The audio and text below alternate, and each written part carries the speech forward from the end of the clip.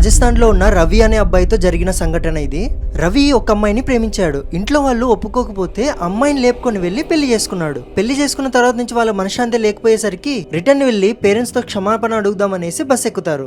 Conductor ని ticket అడిగితే ఒక్క టికెట్ మాత్రమే ఇచ్చాడు. రవి ఏమనుకుంటాడు, మేబీ అమ్మాయిలకి ఫ్రీ ఏమో అని అనుకున్నాడు. బస్ వెళ్తున్నాగా 10 నిమిషాల తర్వాత డ్రైవర్ సడన్ బ్రేక్ వేశాడు. డ్రైవర్ వెంటనే రవి దగ్గరకు వచ్చి కాలర్ పట్టుకొని బస్ బయటికి తీసుకెళ్లాడు. రవి ఏమో అన్న నా వైఫ్ ఉంది, ఎక్కడ తీసుకెళ్తున్నారని అరుస్తాడు.